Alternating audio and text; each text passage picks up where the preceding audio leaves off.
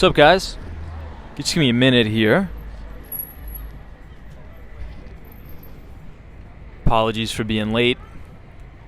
Now, to be honest, it wasn't my fault. Well, I guess it was. Extreme ownership. You know, we had our train delayed because of a disturbed passenger, let's just say. So that was fun to deal with. But tonight, we are going to be doing something a little bit different. Obviously, today is Sunday, May 28th, 2023. It's about 9:12 p.m. Eastern here in New York. Now, usually on Sunday nights, we do our markets, a look-ahead live stream, but tomorrow the markets are closed. It is Memorial Day. So what I think we're going to do is we're going to head all the way down to South Street Seaport. We're going to take the Staten Island Ferry to Staten Island. We're going to come back to Manhattan, and then we are going to walk across the Manhattan Bridge, because last night we went over the Brooklyn Bridge, so I think it'd be most appropriate to bang out those two bridges. But hopefully, I hope you guys are having a good weekend so far. Let me just go ahead and close up my laptop here. Now, I do have a habit every Sunday night. Let me put my laptop away and I'll tell you guys.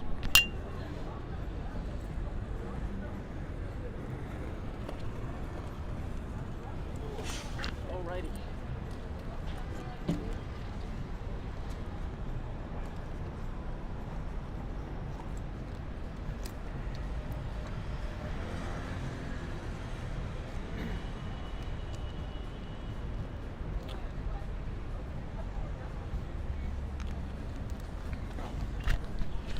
So what I was saying is I do have this habit on Sunday nights.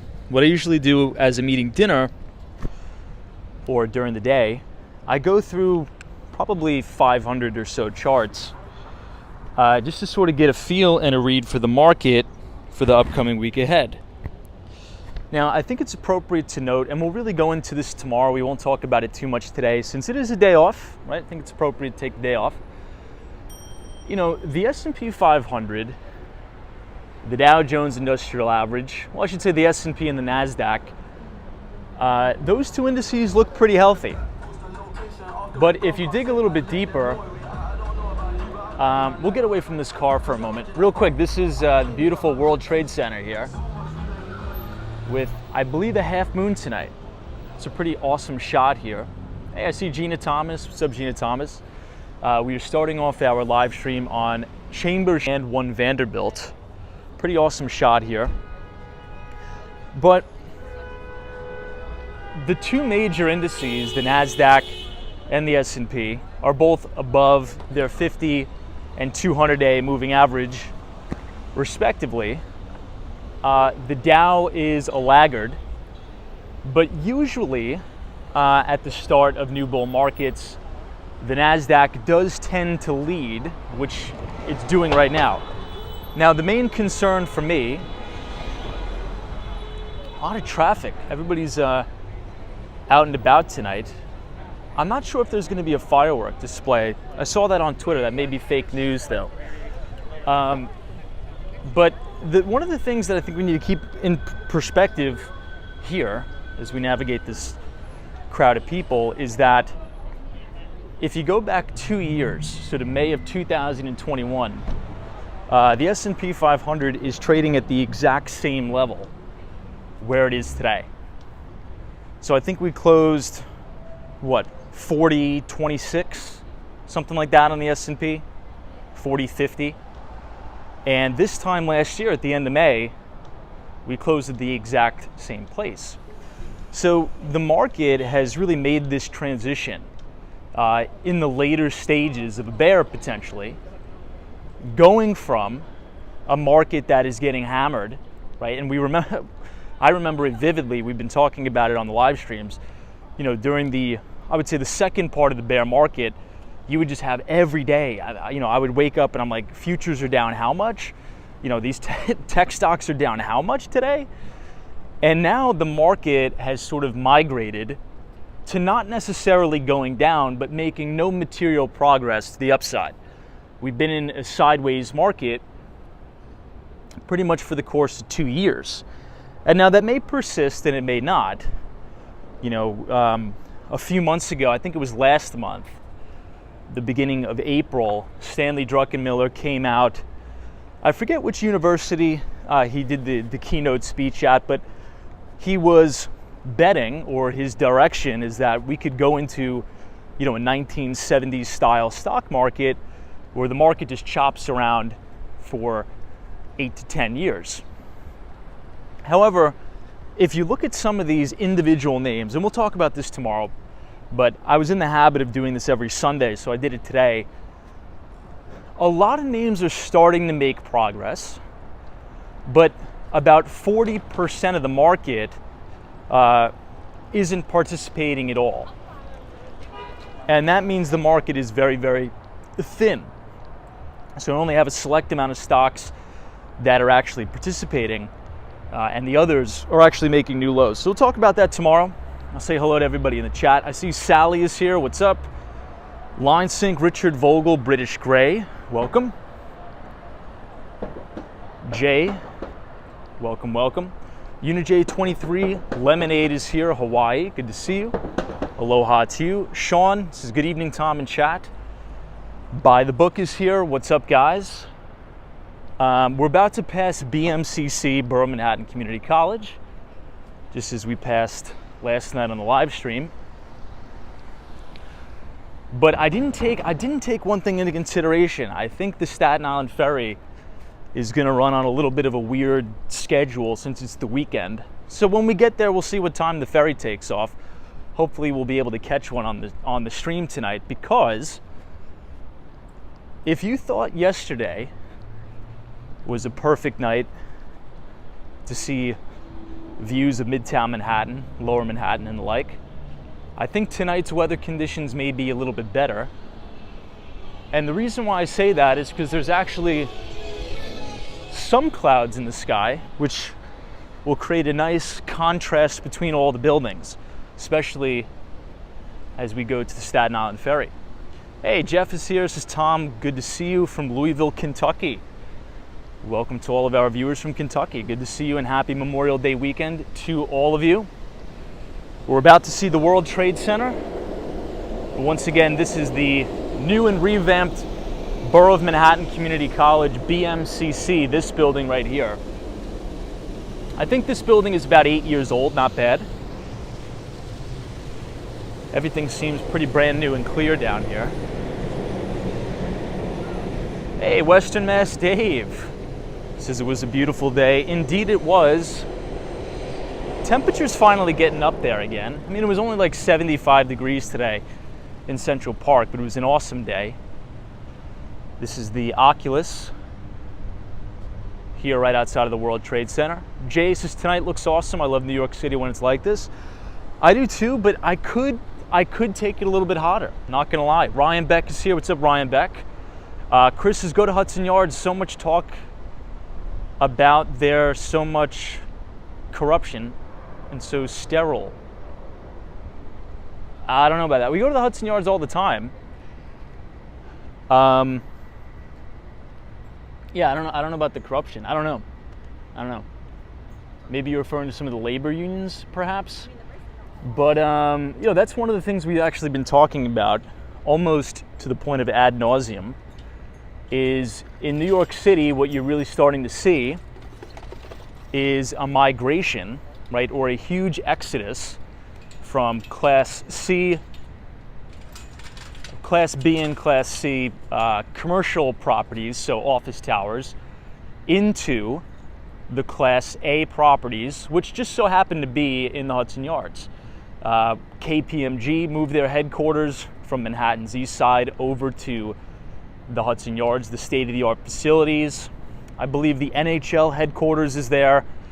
JP Morgan has some offices there, all but temporarily. Qualtrics is in there. BlackRock just moved their headquarters from right off Park Avenue to the Hudson Yards. So it's pretty much you're going to have everything is going to be vacant in Manhattan except the pristine prime office towers that are either just being built, like 425 Park Avenue, which is an amazing building. I've showed you guys that many times.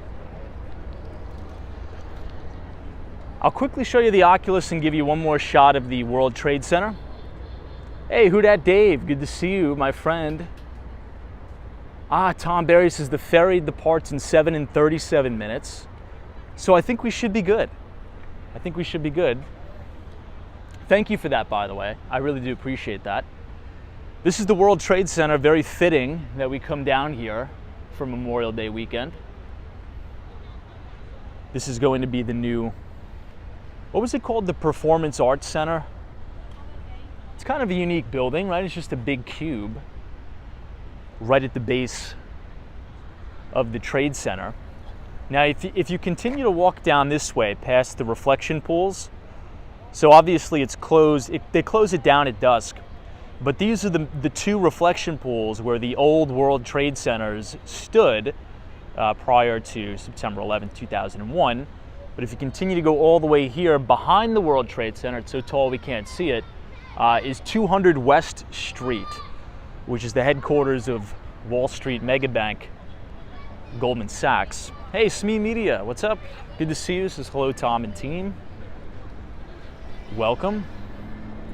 Now, just in case we have some new viewers here that didn't see this on last night's live stream, I'll quickly give you guys a bird's eye view of the inside of the Oculus. You never know, we may have some people who weren't able to join last night. So we'll just do it real quick. We won't walk around like we did last night. But this is the Westfield shops at the Oculus, which is actually really nice.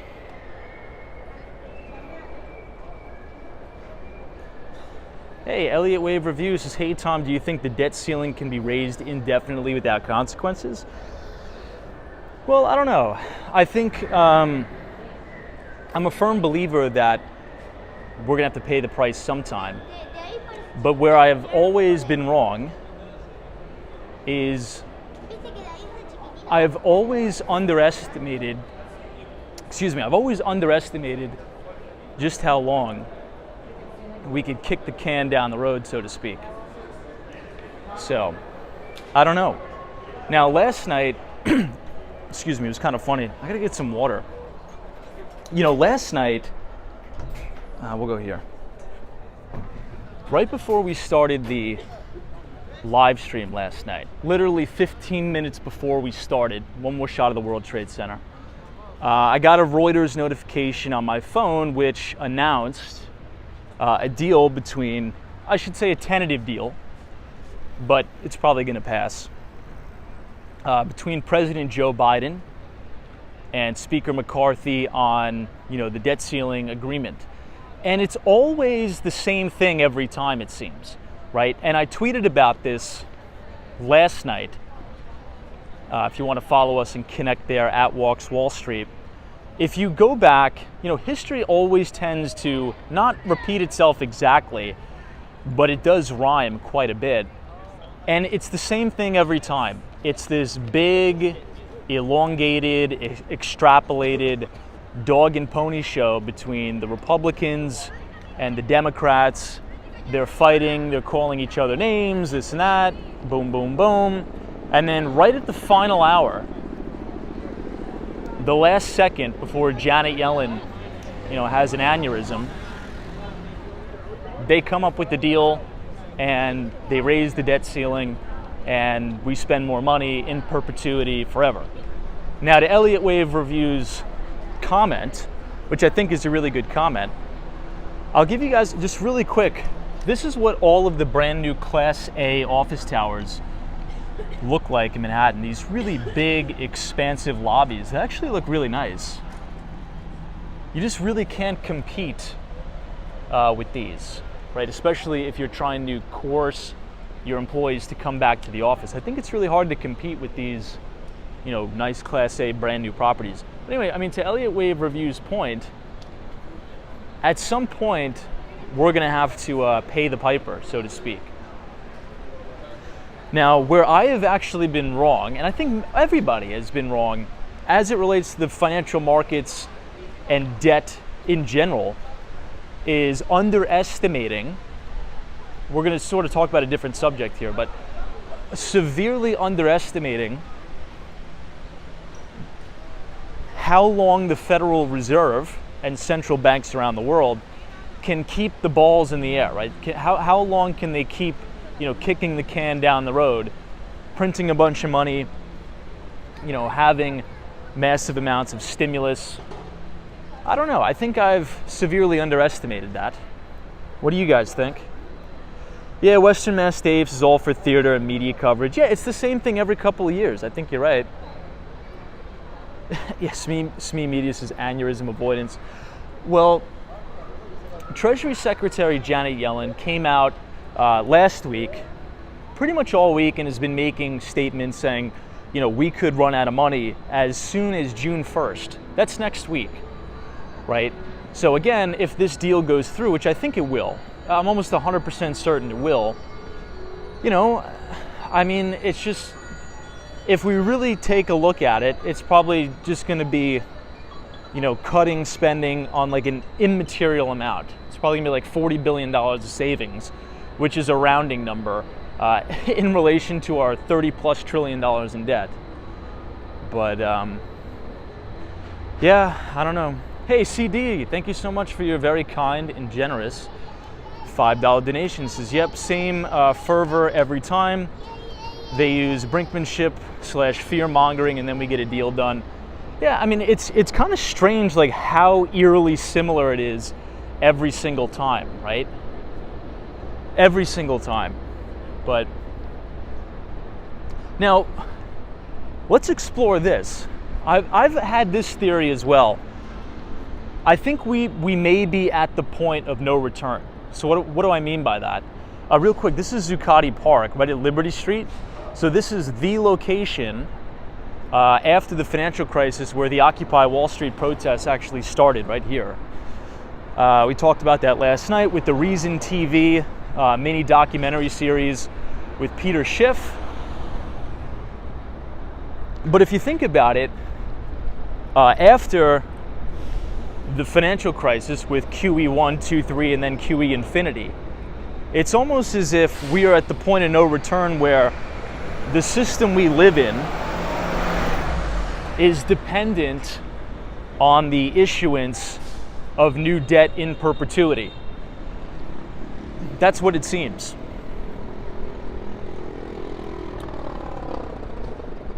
Hey, Who Dat Dave says yes, and both parties are equally guilty of spending like drunken sailors, for sure. Yeah, I agree. I don't think any political party is perfect. You're 100% right on that. They both spend irrationally and, mismanage a bunch of money. We could get into all that. I don't want to get too political, but even if you look at our military spending budget, and I love our military, right? Our men and women in the armed forces are the best in the world. I truly believe that.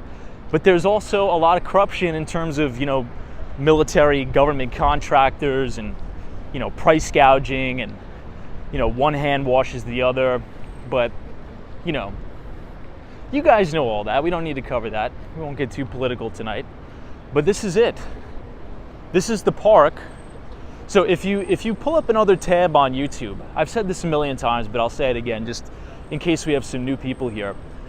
Type in "I Am the 1%" by Peter Schiff, and you'll see literally hundreds of people in this entire park doing impromptu interviews with Peter Schiff, and you'll notice some similarities about the neighborhood, but you'll also notice some glaring differences, especially right outside of One Liberty Plaza, which is this building right here.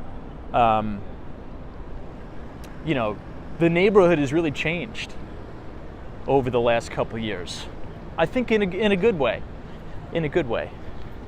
All right, I think we gotta be steadfast here, guys, because I'm gonna miss the ferry. I think one of you guys said it leaves in 37 minutes. So that means I should make it just right on time, assuming we head down Broadway the entire way.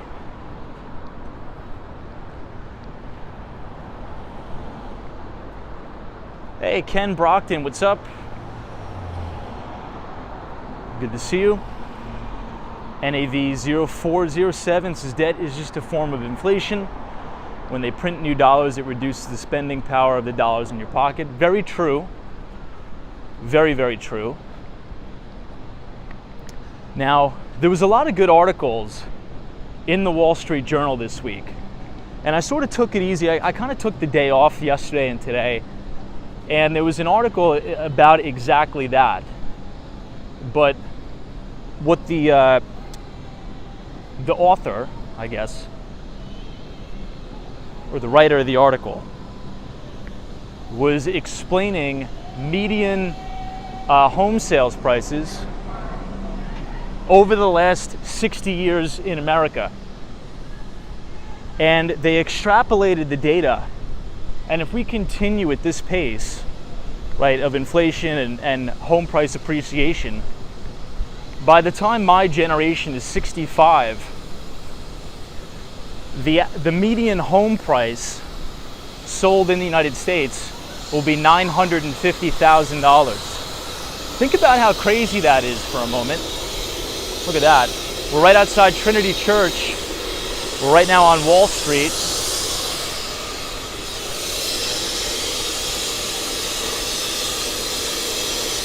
Hey, Bree Grams, what's up? Good to see you. This is the very famous Trinity Church right on the corner of Broadway and Wall Street. It looks like Con Edison is doing something here, letting the steam out.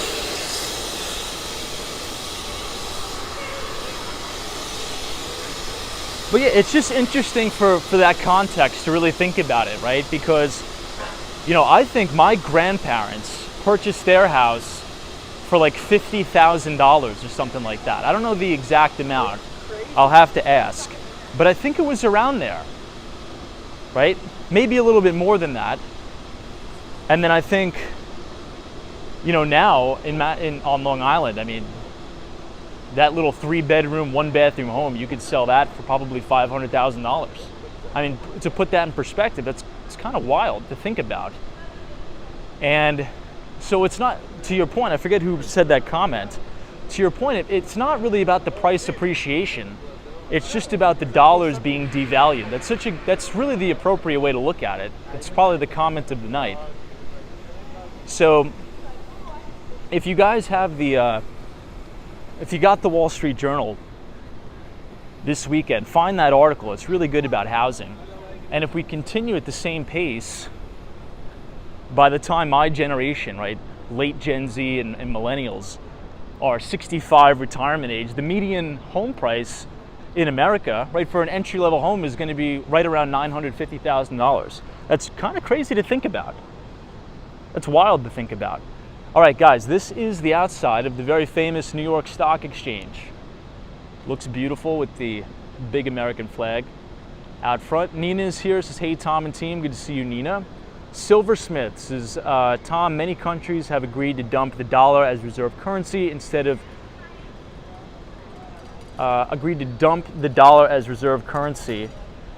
siding with China. What are your thoughts on that? I think that's a little bit overblown. We've talked about that before.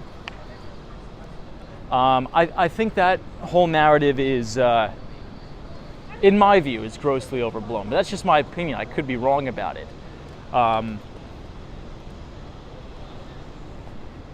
The United States, this is sort of the way I think about the relationship. We got to go this way. I almost missed the ferry. This is the way I think about the U.S. economy and the Chinese economy now. These economies have grown to become such powerhouses that I think global GDP growth is going to revolve around, well, I'll add in India, because I think it's going to be the top 3. In my view, again, this is my opinion. I think it's going to be the U.S., China, and India, and all of them are going to become increasingly more interdependent with one another. And the vast majority of trade happens in U.S. dollars. The U.S. dollar is the petrodollar, which is backed by the full force and might of the U.S. military. So, not to get too I think you kind of have to get political when talking about it. If the US dollar was ever threatened to not be the world reserve currency, I think we'd all know about it, if you know what I mean, right? I think there would be significant hot conflict. Let's just say that. So I think the United States will remain the world's reserve currency. And the other thing I'll say is, if you were to take a greenback, right, like a $100 bill, and go to any country really in the world, and you said, oh, hey, do you want this $100 bill or the $100 equivalency of, the Russian ruble, or the equivalency of the yuan, or the equivalency of the yen, right? I think the overwhelming majority of people would take the US dollar greenback, right, in the equivalent amount. Maybe some people wouldn't, but I think if you go to a lot of emerging market countries, there's no question people would prefer the dollar. And there's actually a shortage of dollars right now. But I don't know. And again, like, a lot of you guys make good arguments. There was one of you that disagrees with me severely on this channel, sent me a really good research piece outlining why the US dollar will be dethroned, if you will, as the world's reserve currency. And there's some compelling points and there's some compelling arguments there. So I don't know if anybody could really know for sure, but if I had to make a bet on it, if I had to make a directional bet on it, I would say it's extremely overblown, in my view. I think the U.S. Will always have the reserve currency. Who knows? Kenneth says, like you said, Tom, most trading occurs in U.S. dollars by far. There is no way that'll ever change. Emmanuel says, Argentina loves the dollar. Maybe next 4 years we go dollarization. And that's another thing. Remind me to take you guys down Stone Street when we get off the ferry, because this is a really cool neighborhood within Lower Manhattan. We just don't have any time to do it right now. WeWork is trading at 18 cents. Wild. Ticker symbol WE. But yeah, and you also have to realize, guys, when we talk about debt, right, we sort of talked about debt, right, increasing amounts of debt. The United States purposely funnels its currency around the world, right, dollarizing the world. And they do that very strategically, if you haven't noticed, right? But, China notices this, and China wants influence in emerging markets as well. Particularly, there was actually another really good article as it relates to China's influence in Africa, as it relates to buying controlling shares in lithium mines and the like. And that's just one very small piece of the pie. But the United States does the same thing, right? We want controlling dominant interest in countries that are abundant in natural resources, that are going to act as the driving force of those raw materials to make semiconductors, to make, EVs, lithium-ion batteries for these EVs.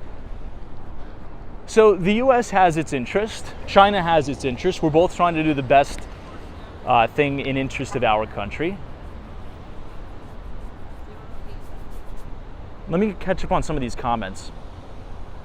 I'm just trying not to miss the ferry. That's why I haven't been reading many. NAV says all state level financial bailouts are done in US dollars universally. That won't change. Ryan Beck says 100%, Tom. The Bahamas are a good example. US-China fight for control. Just not talked about. We are the same for sure. Hey, Silversmith says, I've invested in lithium mines. Very cool.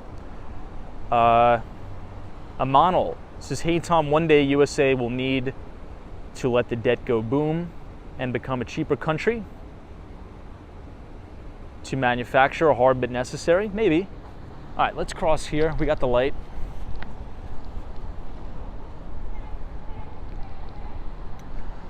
Kevin Jones says, Tom, what's your take on Berkshire taking its investment out of Taiwan chip makers?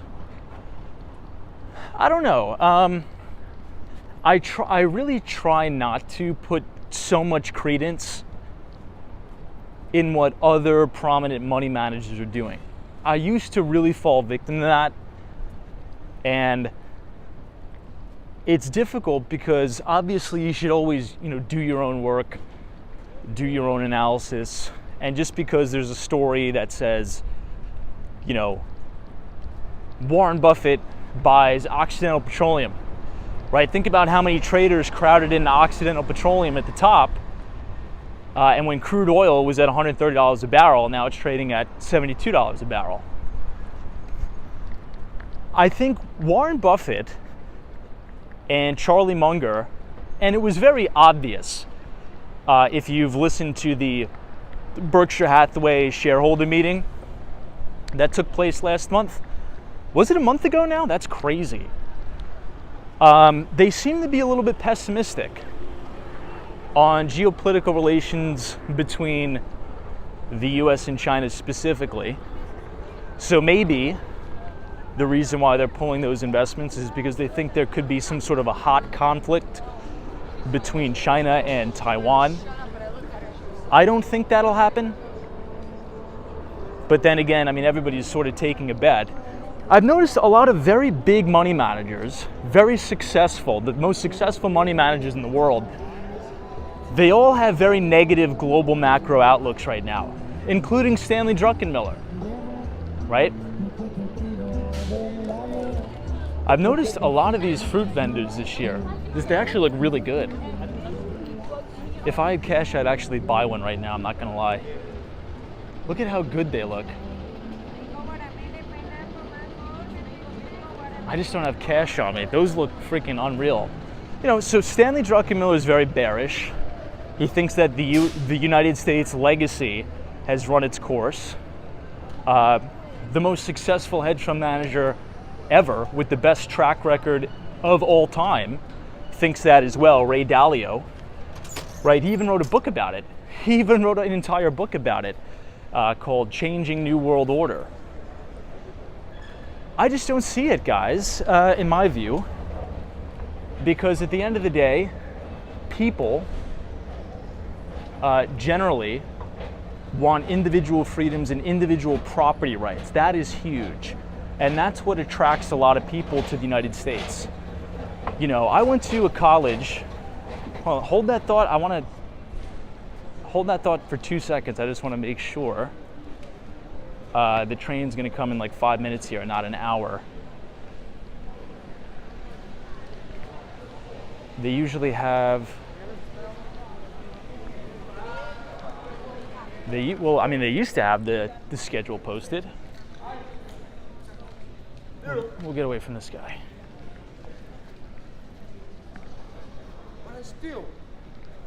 It's over here.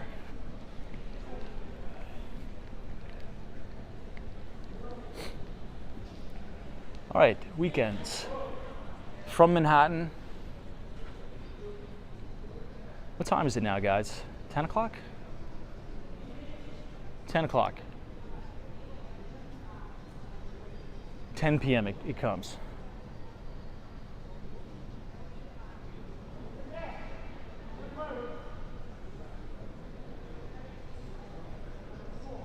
I think we got 15 minutes.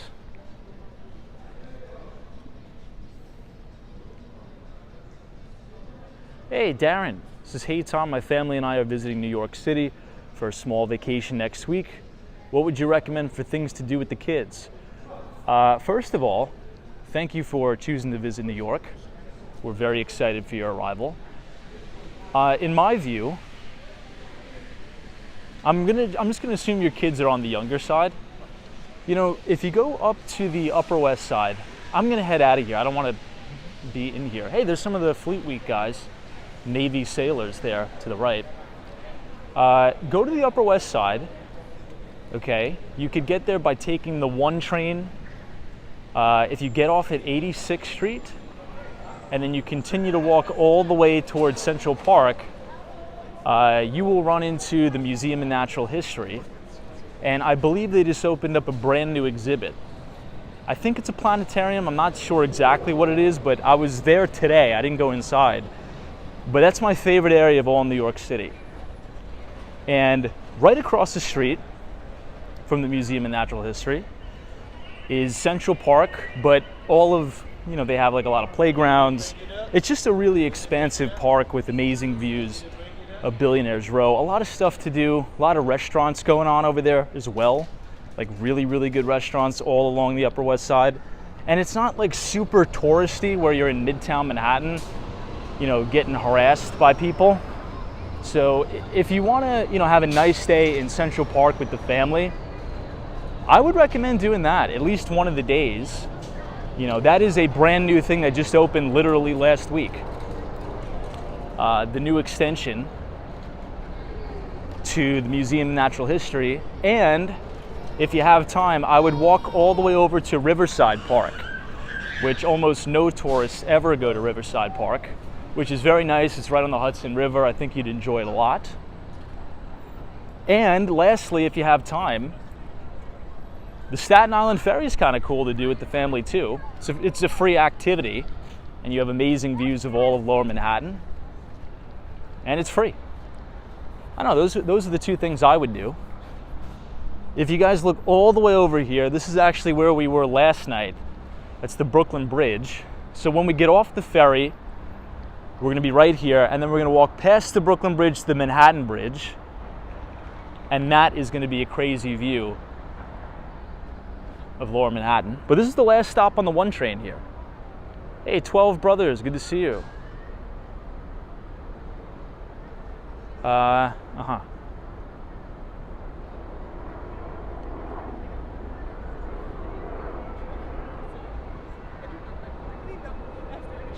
Marketing videography, you're right. Get off at 79th Street. I keep thinking 86th Street because that's where I used to get off for work every day.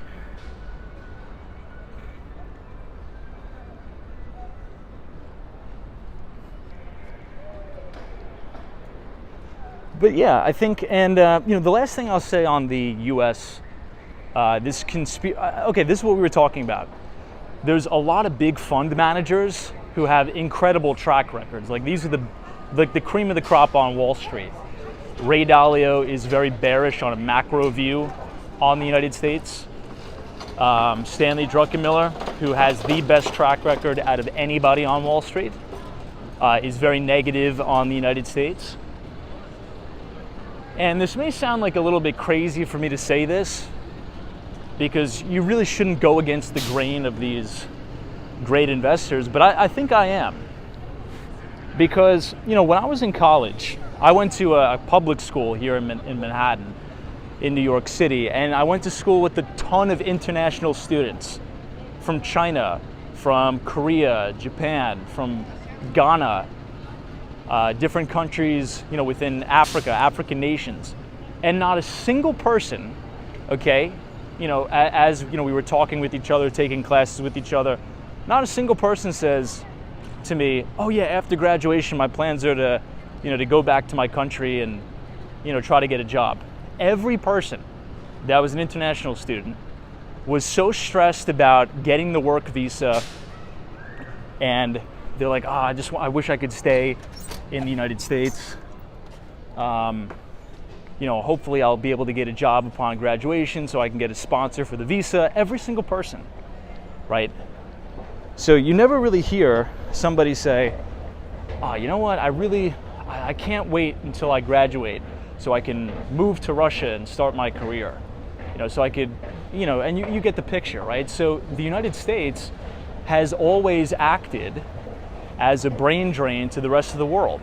And I think the main reason for that is because we have individual property rights and individual liberties that don't exist in some countries, right? And people want that. I truly, truly believe that people want autonomous freedom.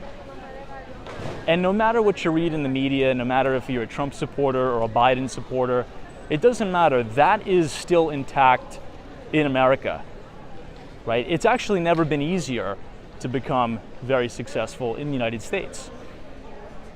So I'm actually very optimistic on the United States. There's always going to be something to worry about, right? If you are just solely a global macro investor, there's always going to be something to worry about. There's always going to be some war, there's always going to be some conflict, there's always going to be some debt ceiling, fight. There's always going to be something.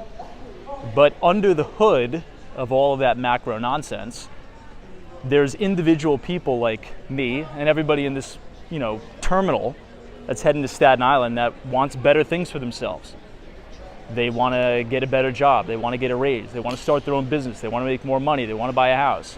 And that is an innate human nature that is very American. And I don't think that'll stop.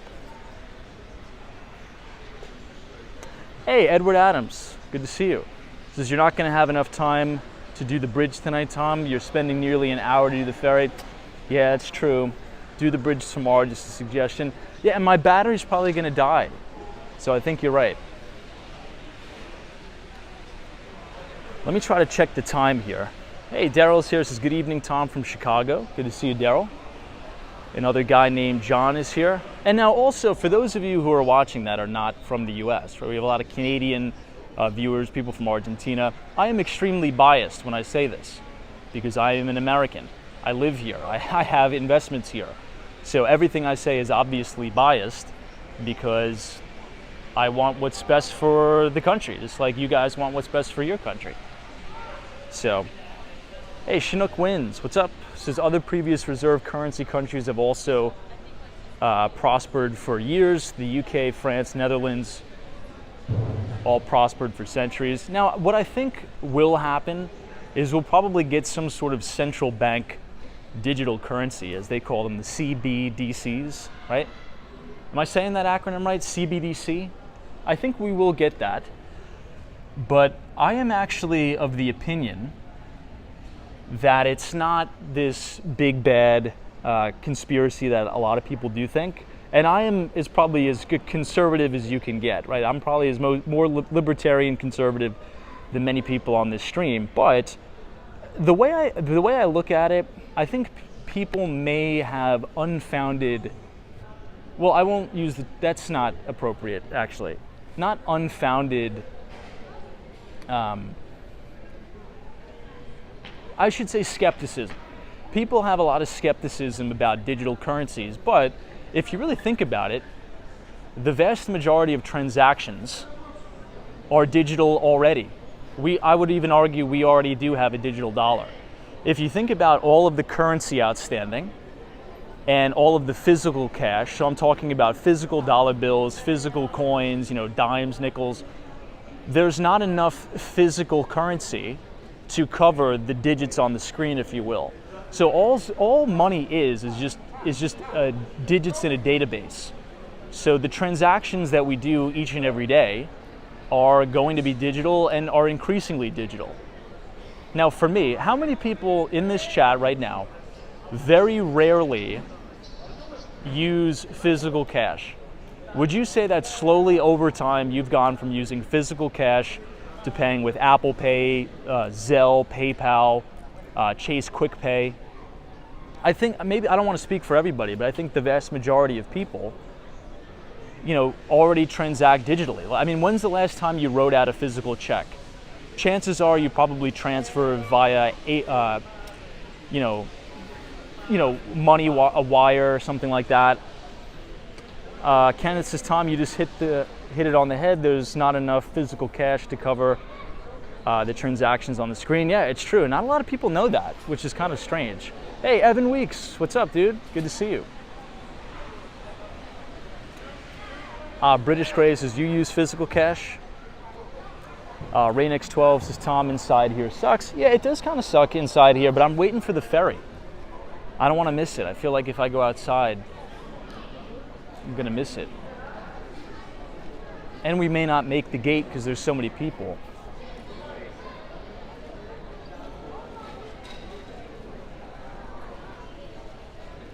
Yeah, so I think everybody, the majority of the people in the chat, as I'm sifting through the comments, are saying, I still use cash, but overwhelmingly, things are digital transactions. I have a hard time believing, let's say when my kids are my age, when my kids are, 28 years old, I don't think they will be carrying any cash. Everything will be digital transfer, everything will be digital payment, because that's just where technology is headed. I don't know, I find it hard to believe that there's this, big conspiracy that, they'll just shut off your money. Because the argument is, we don't want digital currency because the government could just come in and shut off your money. Well, I could tell you this with certainty, okay? With 100% certainty. They can do that now, okay? The capabilities to go in and unbank you and turn you off exists today, okay? So the way I try to think about it is I don't want to be paranoid all the time. I don't want to think about living in a world where I have to be paranoid and, putting $100,000 under my bed every night.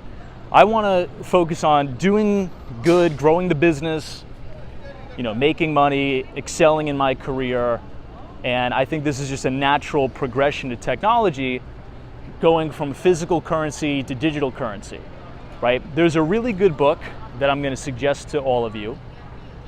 And it may be a little bit misleading, but it's not. The book is called The Bitcoin Standard. Now, if you're not interested in cryptocurrencies, if you're not interested in Bitcoin at all, that's fine. Just read the first half of the book, okay? Because the first half of the book is a complete and total history of currency throughout the entire world, starting with, the bartering system, right? I would trade you some apples and you would give me a sheep, something like that. I think this is merely the next progression in currency, from a barter system to, trading seashells, to trading in physical gold, to trading in US dollars or rupees or, whatever currency. I think just a digital format is just the next normal progression in human history. Deborah's like, ferry leaving in 2 minutes.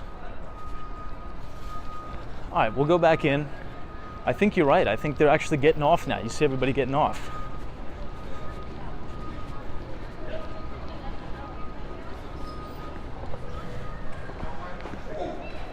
Ooh, you're right. Good catch. Good catch.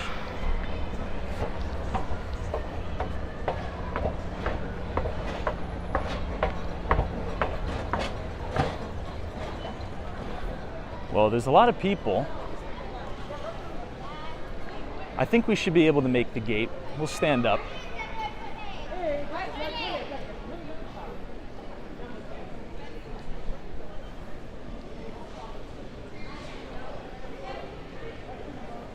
We'll let this guy go. Hey, Cosmo, what's up, dude? This is Happy Memorial Day. Cosmo, good to see you, sir. Happy Memorial Day weekend to you too. Hopefully you're doing well. Hey, Ryan Rodriguez just joined the stream, but yeah, I barely use cash when I'm literally being rewarded by Chase and Amex to use the card. Yeah, I use Apple Pay, right? I have my, American Express card or whatever card you use. All you do is just plug it into the Apple Pay and that's it. It works. All right, so we're gonna go on the Staten Island Ferry. I'm gonna try to get on the upper level. We'll see. A lot of people tonight. I was not expecting it to be this busy. If you look directly through here, you can see the Statue of Liberty. But Cosmo, what are you doing for Memorial Day? Anything interesting?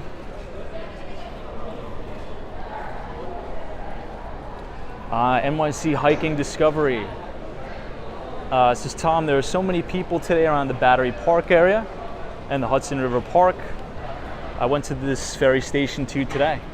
Yeah, I was in Central Park today and it was crazy packed.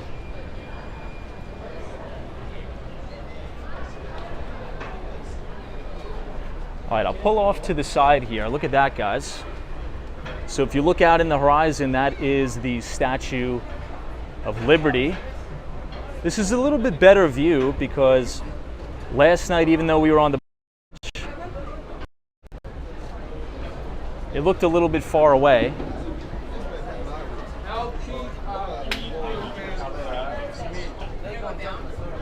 I think we'll go upstairs.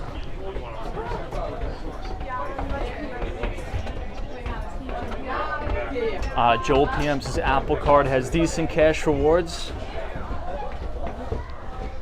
Yeah, so it's through Goldman Sachs now. That's another thing I got to do today. I mean, not today, this weekend. I was going to sign up for the Apple savings account.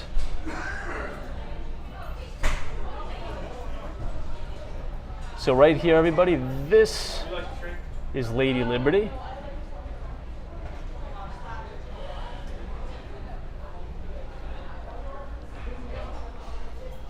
All right, you guys want to go on the outside deck? We'll go on the outside deck, might as well. It's not going to be too windy. Oh, thank you.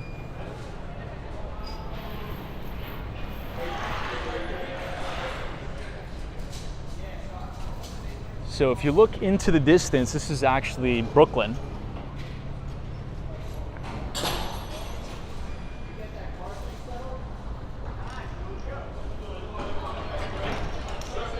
And so they are bringing up the walking ramp now.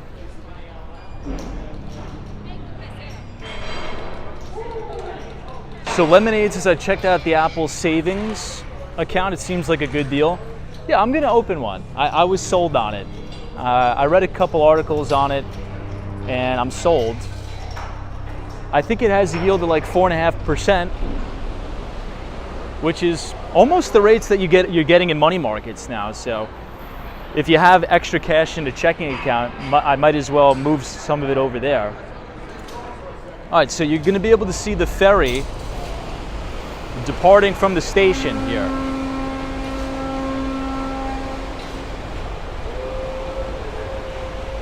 Ken Brockton says, does Apple saving require the Apple Card? I don't think so. I don't know. Maybe some people in the chat who already have it could let us know. But if that's the case, I'm not going to open the account. I don't need another card. I can't open another credit card. So we are now crossing the line of departure. We are leaving Lower Manhattan. We are on our way to Staten Island.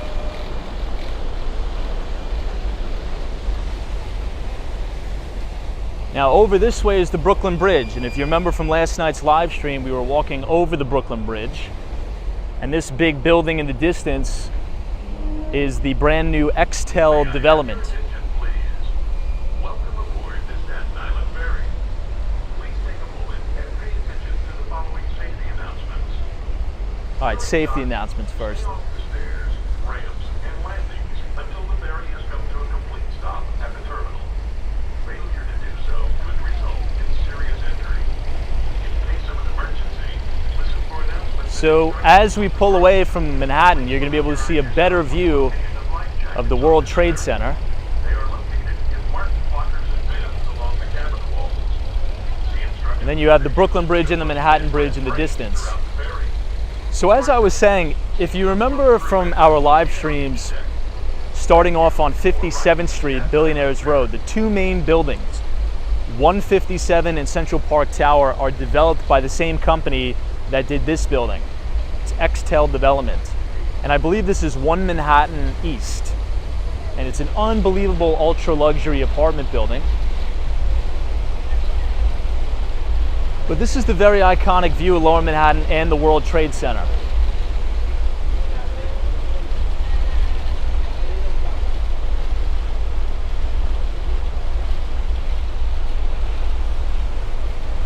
And if you guys are enjoying the live stream so far tonight, feel free to leave a like on the video and click the subscribe button if you're new. We do these live streams starting at 8:30.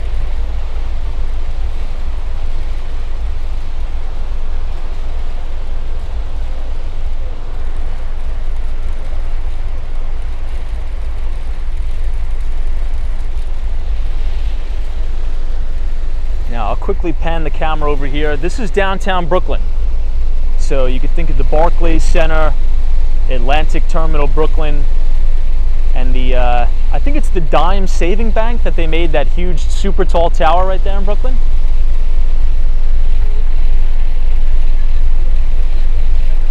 Hey, Melissa 2087, good to see you. Mac Fan is here, this is amazing views. It really is, this is an awesome view.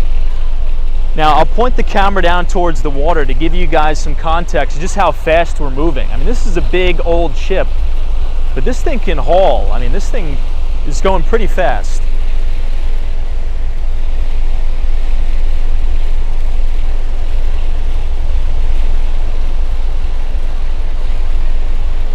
Now, as I turn my camera over here, this is Hoboken, New Jersey.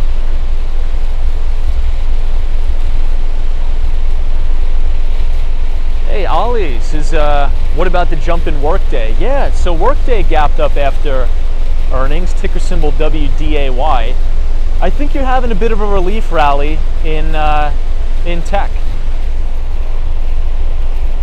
All right, I want to point out something that's very important here. I'm going to zoom in a little bit.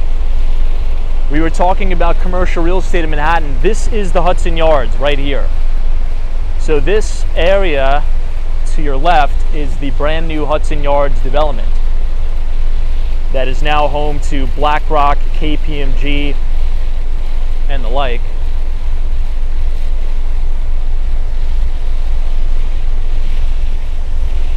But I think it's a pretty good view of Lower Manhattan.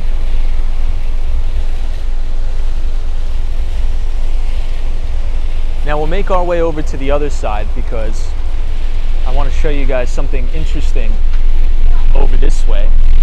Hey Sam, thank you so much for your very kind and generous $10 donations to studying, beating Sunday deadline, and just realizing I'm on your live. Hey, thank you so much. Thank you for your kindness. There is something really unique that I think is very fitting for Memorial Day. Right here. This is Statue of Liberty. We're going to get a very up close look at it.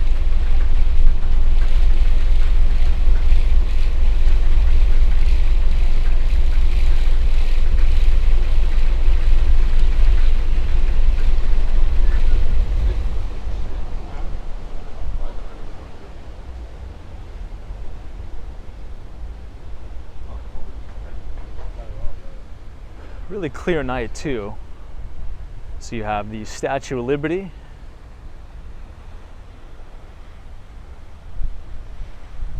You have all of New Jersey. And then I think the most iconic shot of the One World Trade Center.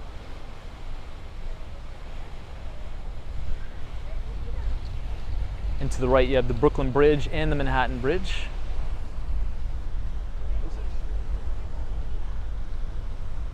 How cool is the glow from the Statue of Liberty reflecting on the water? It's unbelievable.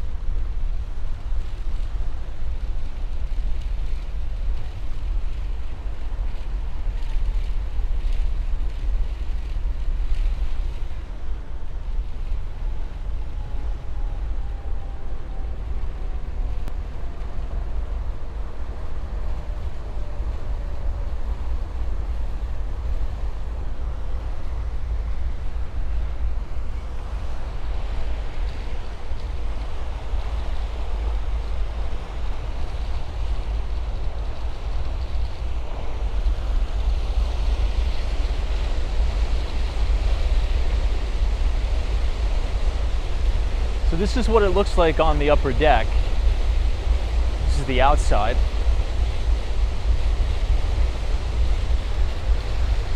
And then this is all downtown Brooklyn.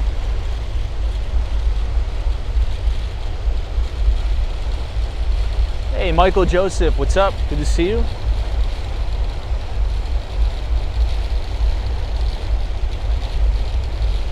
Yeah, I mean,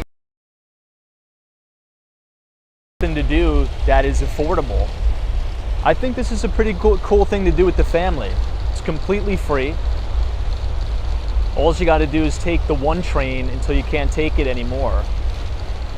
Take it to South Ferry. All right, one more shot of the Statue of Liberty.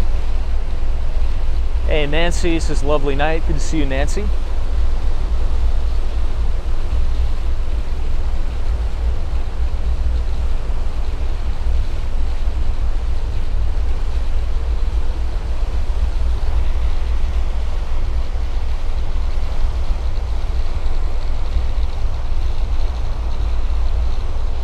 Hey, SoCal Lawrence is name of ferry line. So this is just the Staten Island Ferry.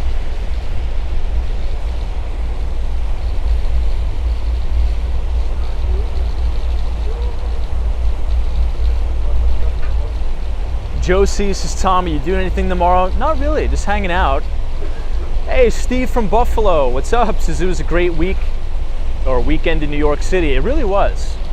We got Fleet Week going on. Memorial Day weekend. I'm glad you had some time to come down. All right, so I think we're pulling in now, or close to it.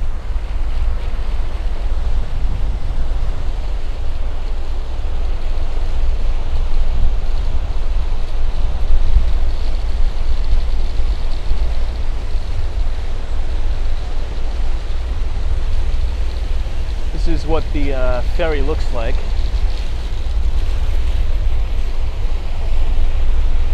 See the full moon, or the half moon, I should say.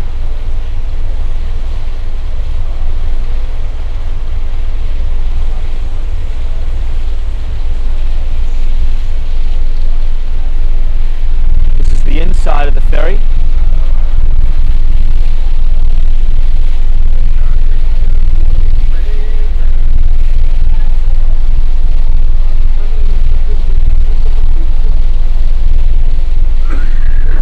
Beach says the World Trade Center looks awesome. It does.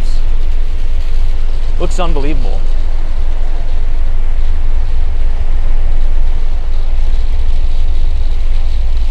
Connie says, can you swim in the Hudson River? You can, actually. I think they do the triathlon every year where the swimmers swim in the Hudson River, I think. I wouldn't recommend doing it all the time. It definitely wouldn't be my first choice.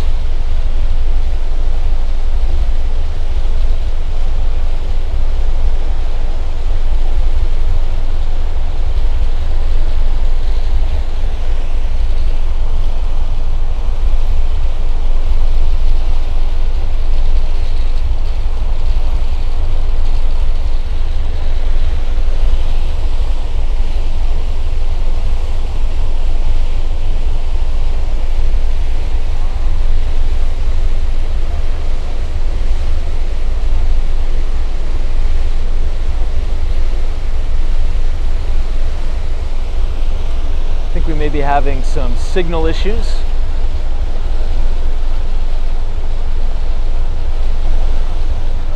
Hey, Sisters Surround, thank you so much for your very kind $5 donation. Appreciate it.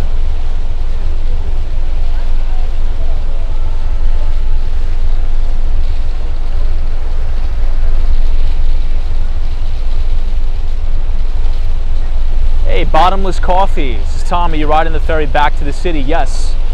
So we should be, if the internet holds up. I think the internet is on the fritz right now.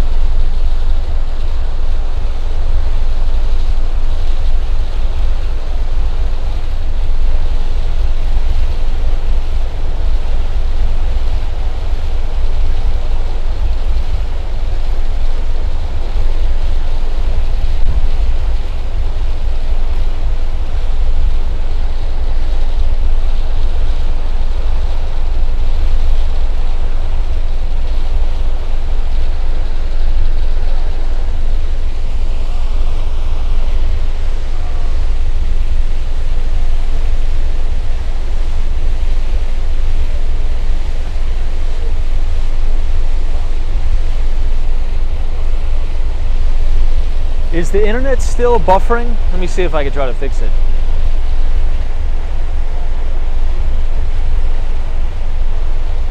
Try to turn my Wi-Fi off.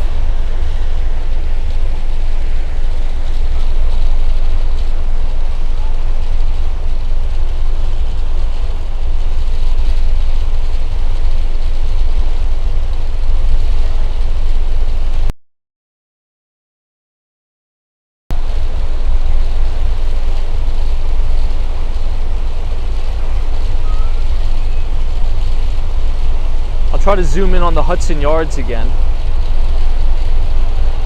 So this is a shot of the World Trade Center and the Hudson Yards to the left. Hey, Tug Carter, thank you so much.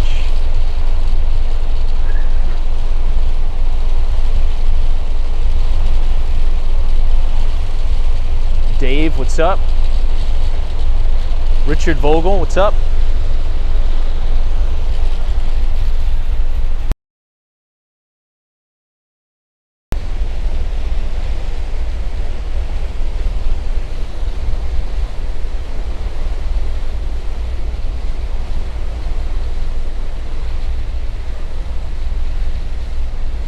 Hey, Mark Davis, what's up, man? Happy Memorial Day to you too. We'll report.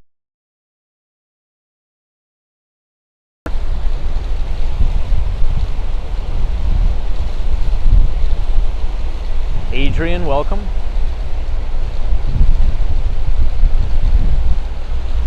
Good to see all our viewers from France.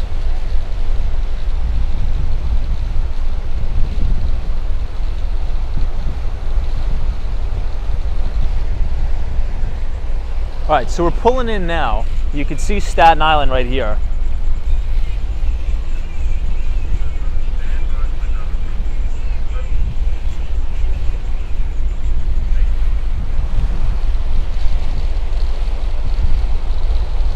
Hey, Denise, what's up?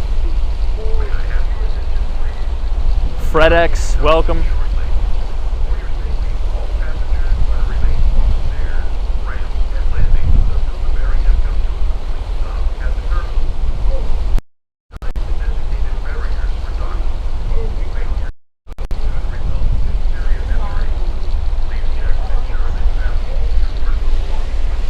All right, we're about to get off.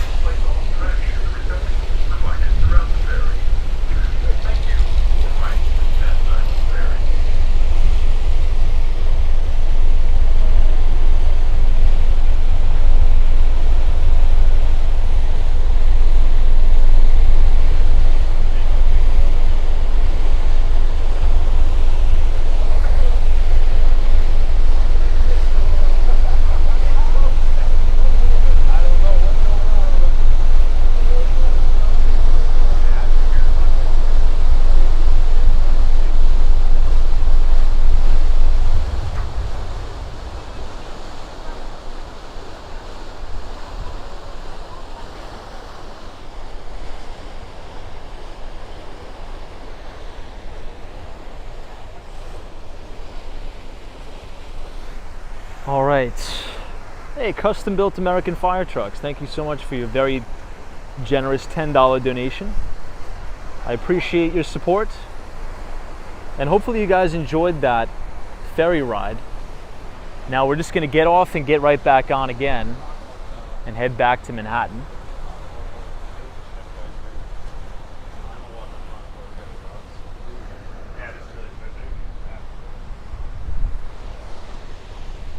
We will head back inside. Pleasure to see you.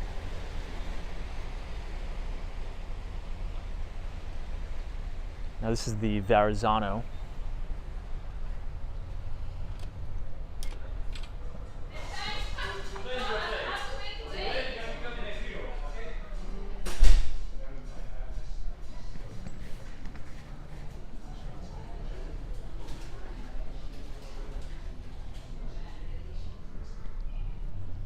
We'll go down this way.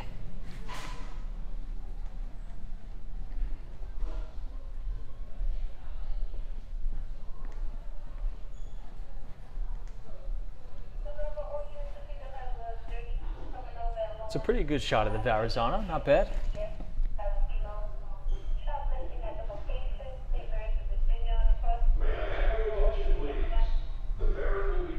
Shortly. For your safety, all passengers are remaining off stage. We'll head to the lower level. Until the ferry has come to a complete stop at the terminal. Remain behind the designated barriers for docking. Failure to do so could result in serious injury. Please check and ensure that you have all your personal Hey, Ed Dunkel, what's up? Says, how old is the ferry? Look like it hasn't changed in a very long time. I don't know. But I'll tell you this. Staten Island Ferry. I think over the winter they had actually a pretty big problem here with fire that broke out, I think, over the winter. Did anybody see that? I think they had to send a rescue boat of some sorts.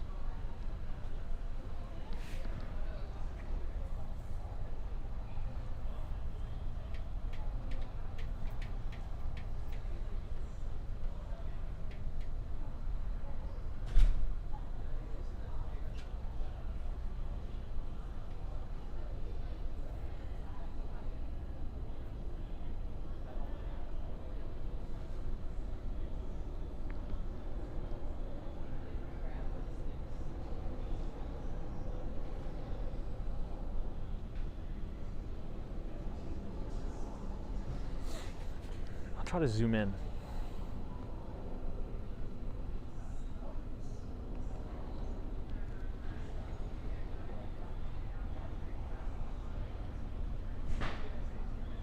All right, everybody, all ashore, all ashore. You're gonna go out this way. Have a great day, guys. Enjoy.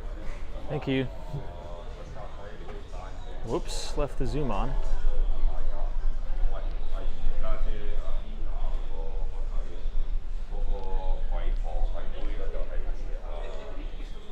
So we just got to get off and then go right back around.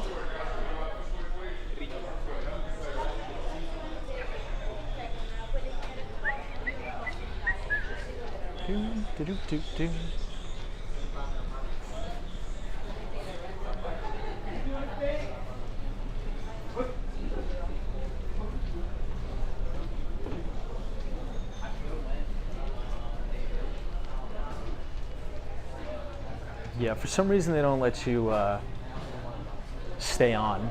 Everybody has to exit and go back around.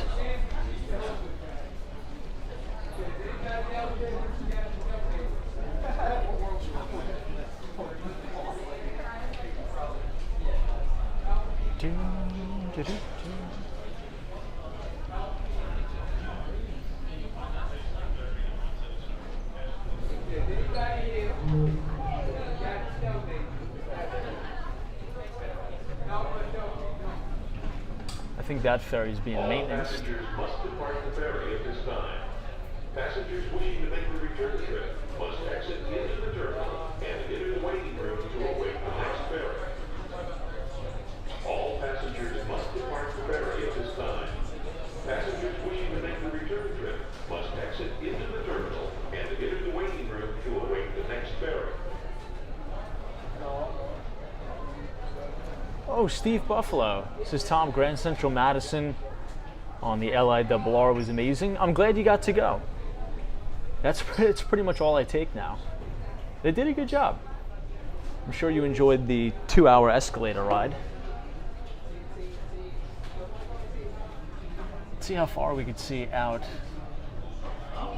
This is kind of a cool shot. You see the side of the boat, the ferry, and then World Trade Center in the background. Oops. We gotta exit. We got our good Navy guys here. Love that. Fleet Week.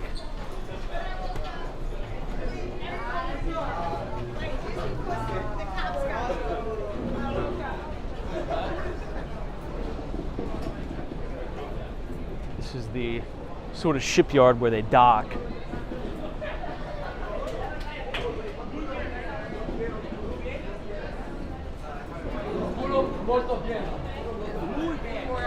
All right, so we just got to walk out and around and then back on.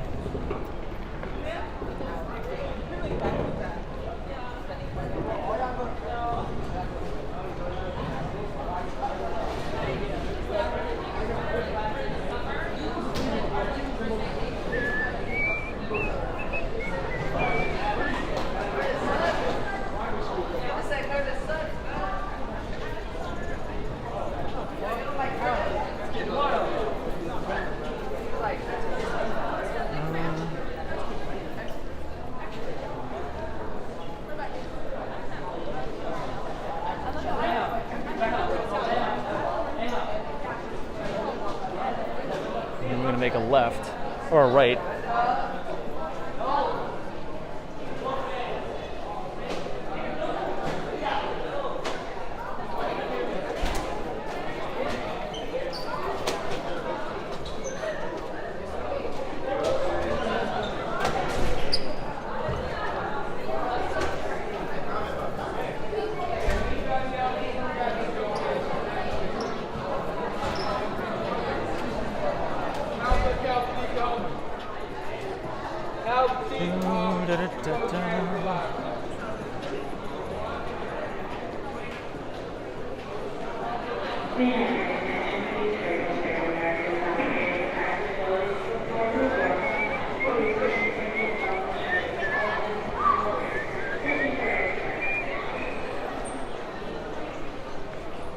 And right back around. When they head back.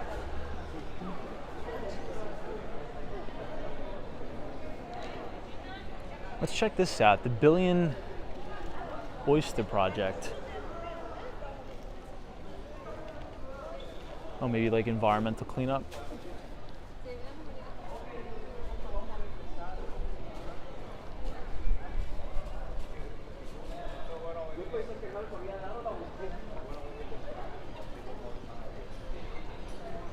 Billy Johnson. Yeah, I'm not gonna walk around Staten Island. There's really nothing here. Unless you live here, right? It's more suburbia. And it's almost midnight.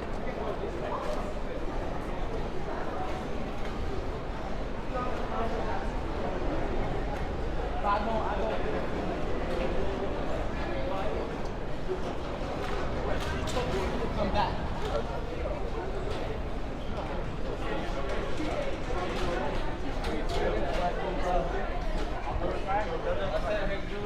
All right, we'll go back to our original spot.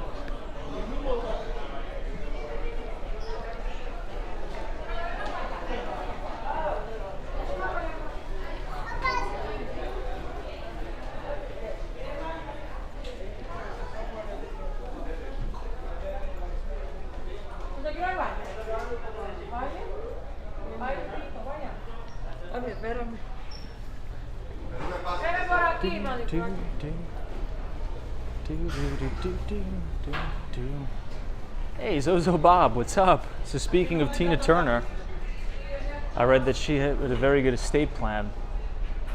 Yeah, that's all. I heard about that too.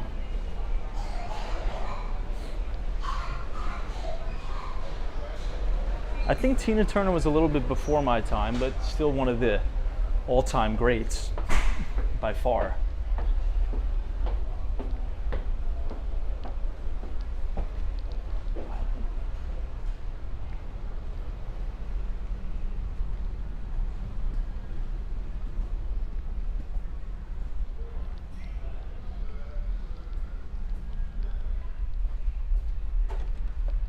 I think they closed it.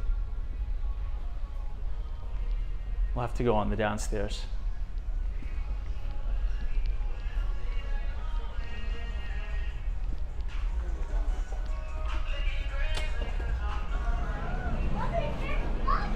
We'll go out on this side.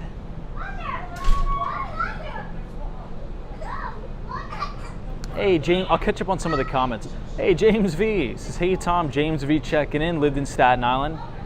First 26 years of my life. Took the ferry many times. Love that. Yeah, you know, I've been in a lot of meetings now with real estate developers, and a lot of big developers actually have their sights set on Staten Island, which I understand. Now, here's the only downside, though, about Staten Island, in my opinion. Even though there is public transportation like the Staten Island Ferry we're on right now, it's kind of rough. It's still kind of tough to get there, right? It's much easier to take a train or a subway, and unfortunately there is none to get from Staten Island to Manhattan. You'd have to take the ferry or drive. All right, so now we are departing.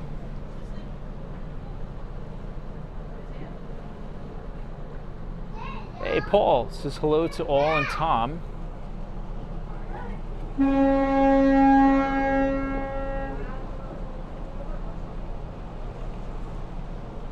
thank you, Paul. Yeah, Rat Pack is fantastic. Sammy Davis Jr., all the greats. Absolutely love them. May I have your attention, please? Welcome aboard the Staten Island Ferry. Please take a moment and pay attention to the following safety announcements. During docking, stay off the stairs, ramps, and landings until the ferry has come to a complete stop at the terminal.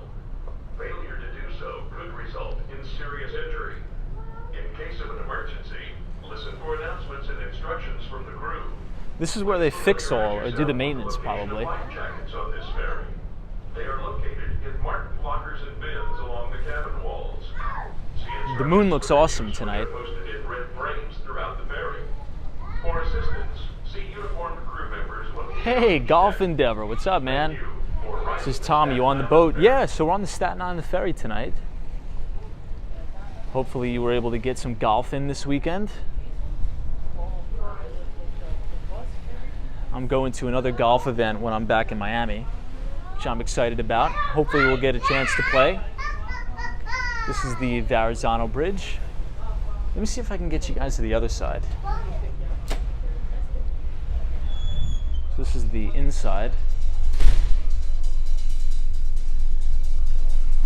Unfortunately, they lock the outdoor deck, at least on the trip back for whatever reason.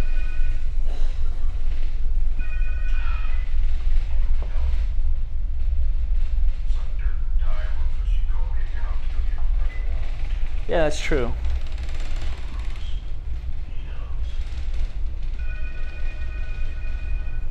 This is the second outdoor deck.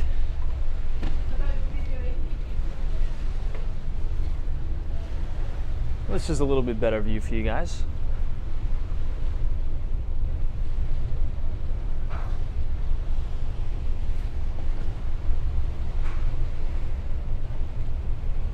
Try to show you the water so you can see how fast we're going. We're going pretty fast.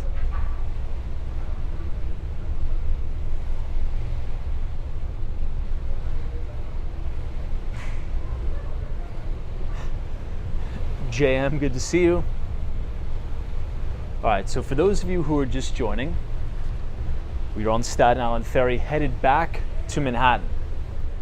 So you're gonna have an amazing view of all of Lower Manhattan. So I'll try to zoom in a little bit.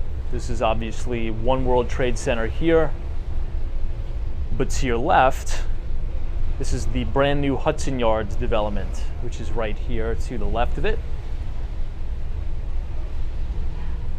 And then if you continue to go a little bit further left, that is New Jersey and the Statue of Liberty, that little green dot right there. But the view is gonna get better as the ride progresses. Hey, Manny Explorers, what's up, man? Happy Memorial Day weekend to you. Trust you're well. Hopefully you got some good plans for the long weekend. And this is Staten Island, New York, which is, I would say, the least talked about borough of New York. Would you guys agree?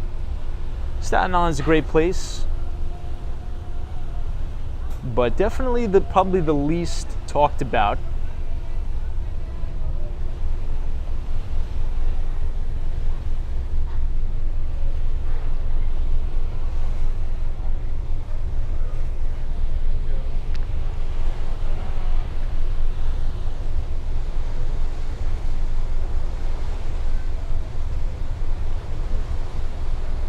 I think we may have a little bit of internet issues on the way back.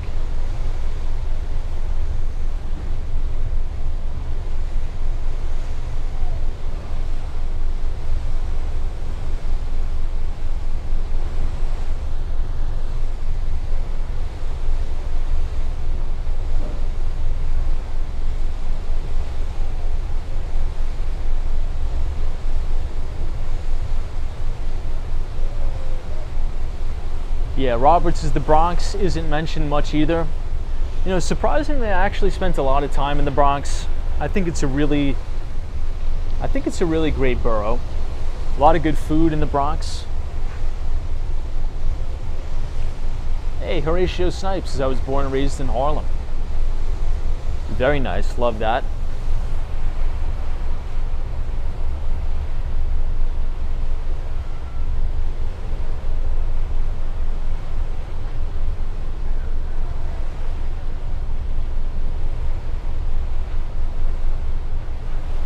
TK Porsche says, would you rather live in the Bronx, Queens, or Staten Island? Probably Queens. If I had to choose specifically, if I only had to choose between those, I'd probably say, yeah, I'd say Long Island City, Queens, maybe Astoria. Yeah, Dan Zhang, we're on the ferry. I think the internet issues are a little bit spotty, but it's all right. Once again, this is the inside of the Staten Island Ferry, for those of you who are unfamiliar.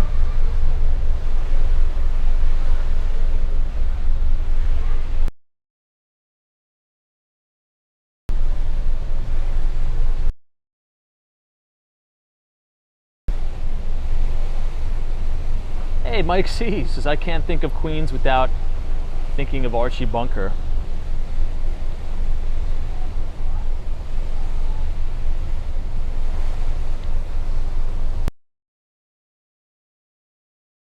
Eric Tail says, good evening, everybody, and Tom from Philadelphia, Pennsylvania. What's up, Eric?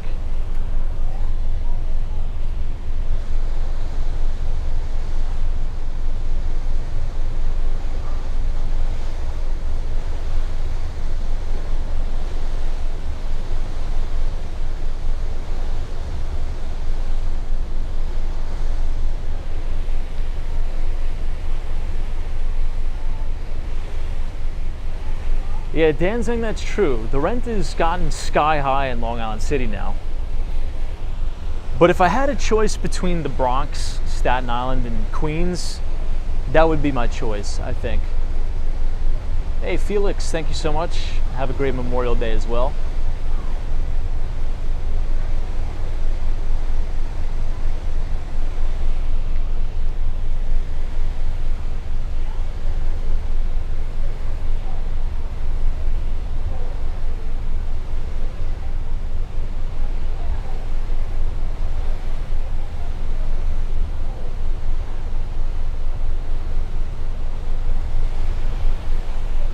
Smee Media says the Bronx doesn't get enough credit.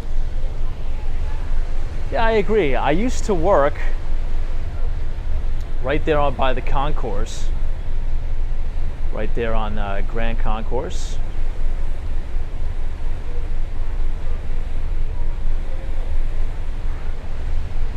Is the internet still buffering for you guys? I think it's still buffering a little bit on my end.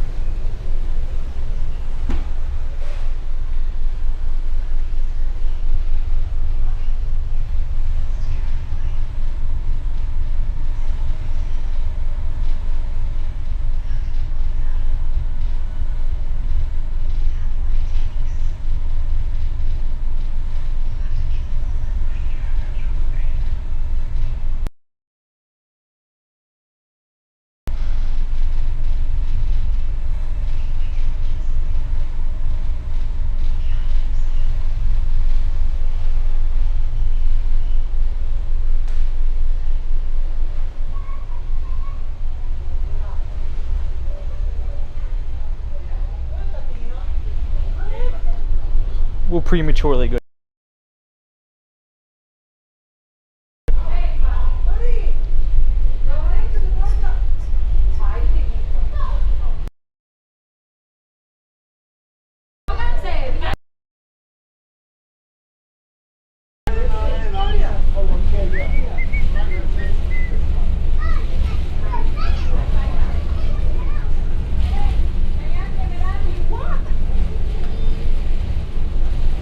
Joel PM says, is the Bronx the most affordable borough? I don't know. It's interesting because there's actually some neighborhoods of the Bronx that are extremely, extremely expensive. Mainly the further north you go. But I would say generally speaking, yeah, but there's also some really rough neighborhoods that you probably want to stay away from, honestly. This is the Statue of Liberty here.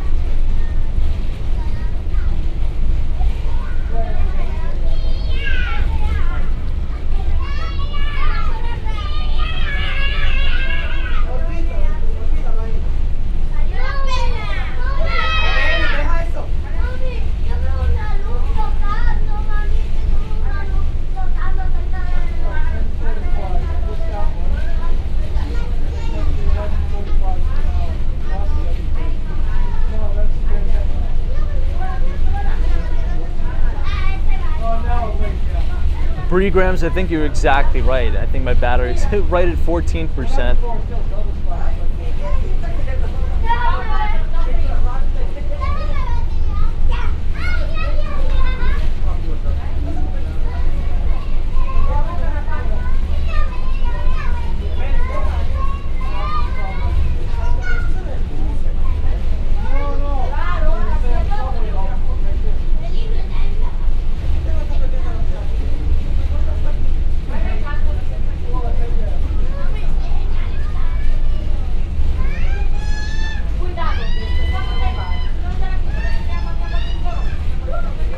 Andy, good to see you. We'll go upstairs.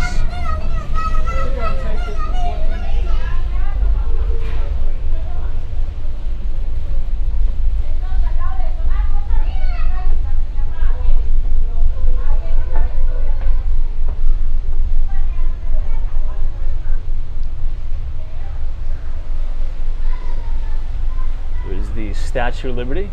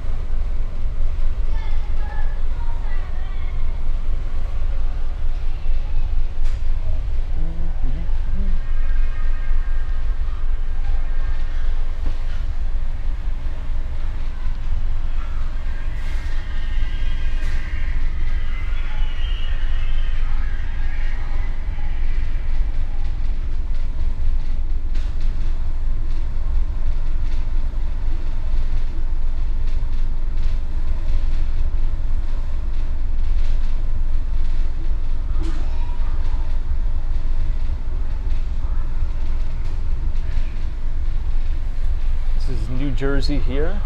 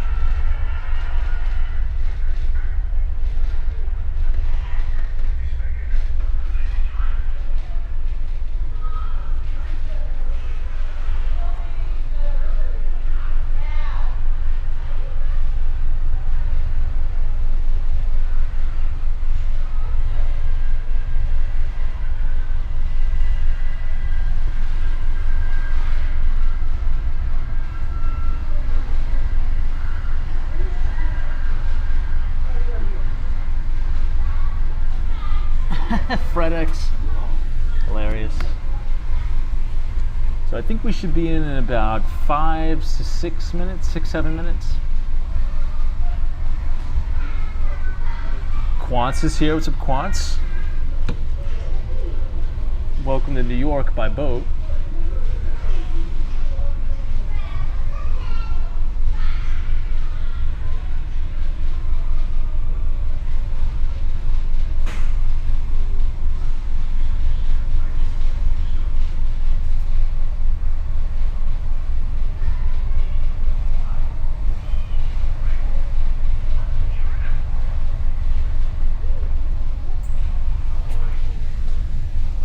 So I think the boat is going to make a right turn now. We'll be able to see Lower Manhattan a little bit better.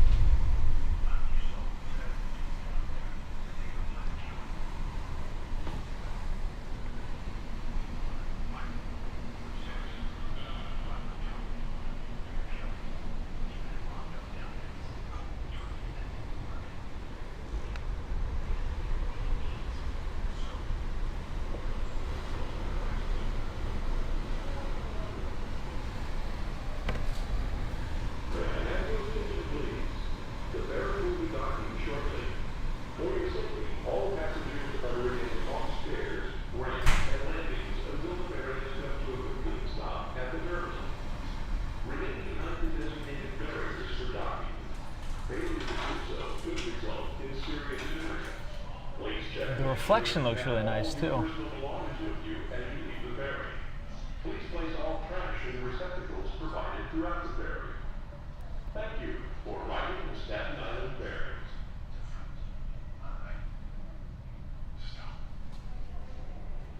All right, let me try to adjust this.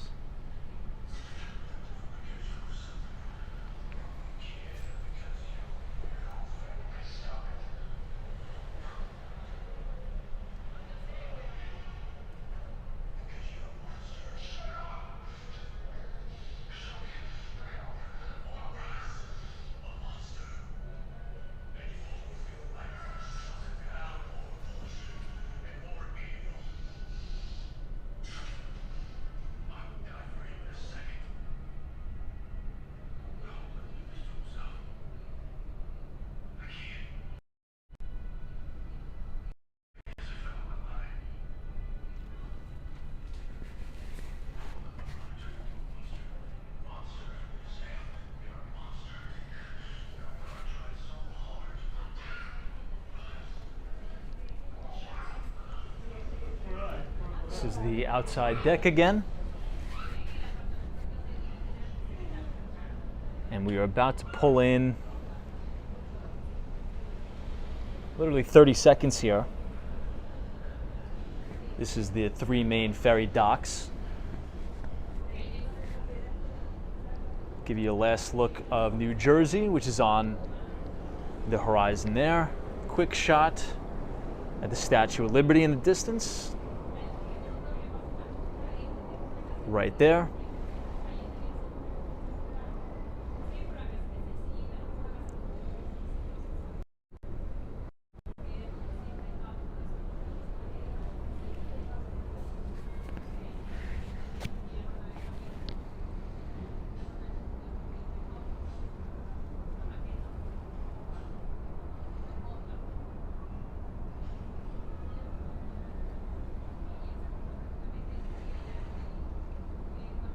All right, we finally we made it back to Manhattan, thank God. This was a cool ride though, I really enjoyed it. Hopefully you guys enjoyed it as well.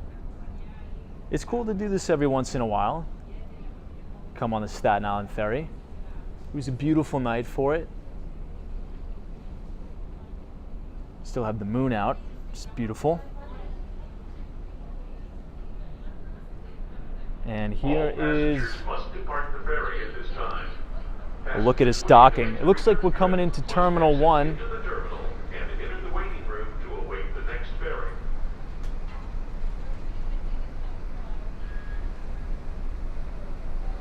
Here we go, pulling into Terminal 1. Now, I think they're going to turn the engines on to sort of slow us down. I think they put it in.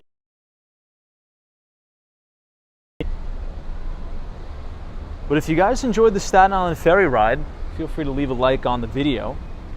Click the subscribe button if you're new. All passengers must depart the ferry at this time. You can sort of see the walls that guide Must exit into the ferry in. and enter the waiting room to await the next ferry. Hey, Dr. Longus, good to see you. And here's the last view of Statue of Liberty. Really good views, too. Pretty much if it's a clear night. You can see all the way to New Jersey, Statue of Liberty.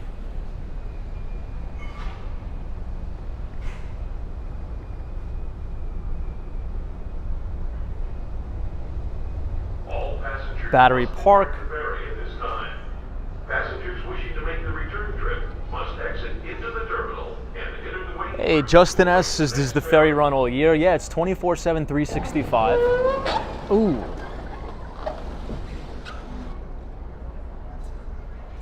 Well, we hit the wall a little bit. Fred X. I'm blaming that one on you, pal. All right, let's head downstairs.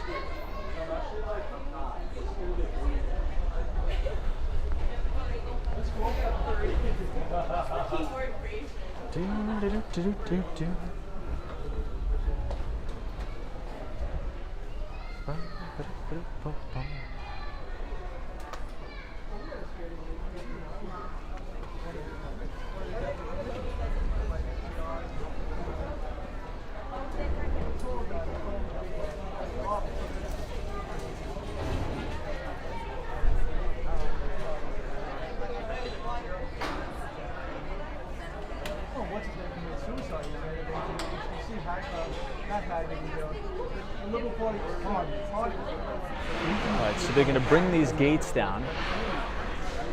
And these are like the landing ramps.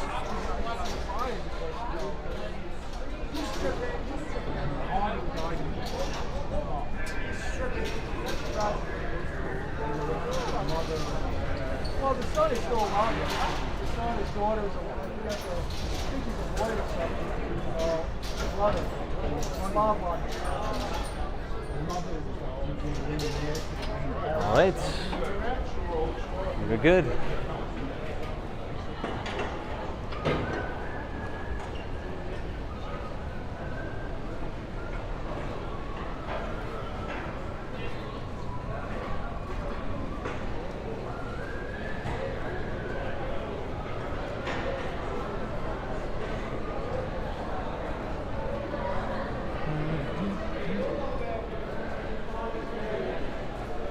And that's where we got on.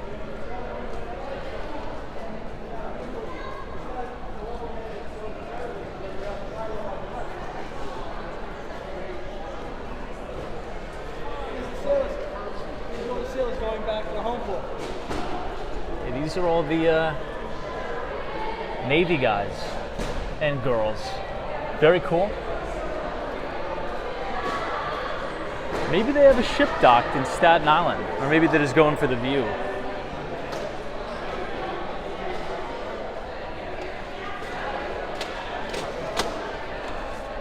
Thank you.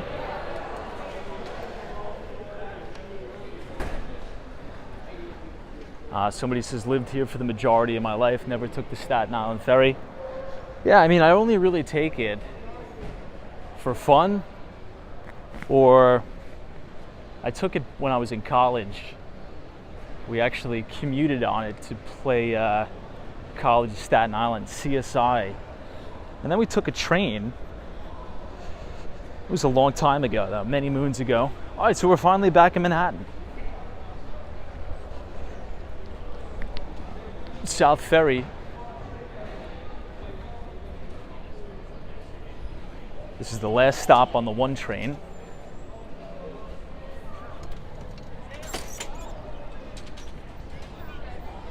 So you take the one train here, you could take it all the way uptown.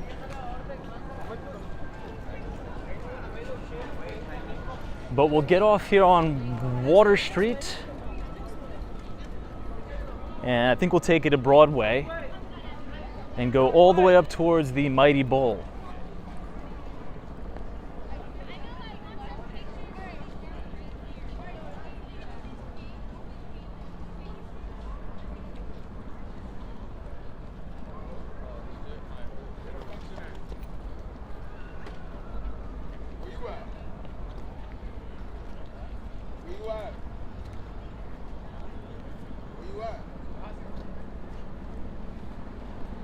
Now this used to be another JP Morgan Chase headquarters, but I believe they shed the entire office space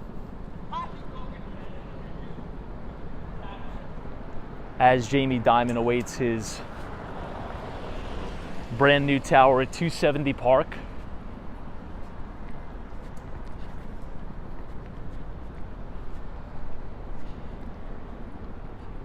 Hey, Duck Duck Goose says I worked in 1988 at 2 Broadway for Barclays Bank. Hey, very cool. Yeah, I mean it's sort of crazy to think about how Lower Manhattan is transformed. We've talked about this a lot. Many people think that, you know, you think of Wall Street, Lower Manhattan, you think of finance.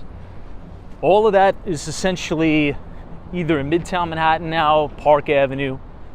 You know, if you think about the banks, you know, Barclays Investment Bank is actually in the old Lehman Brothers building, right there, just north of Times Square. So when Lehman Brothers went kaput, Barclays is now in that building.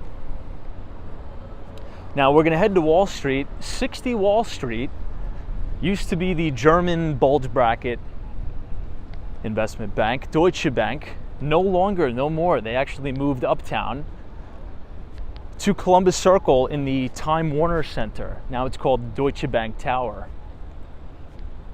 So a lot of financial firms are Midtown Manhattan, Park Avenue. This is really cool too. I think we'll take a quick walk on Stone Street. Now S&P Global is right here. Duck Duck Goose Smee says I worked there until 1988. Very cool. Love that. Yeah, I'm sure Lower Manhattan looks so different, right? Much, much different in 1988 than it does now.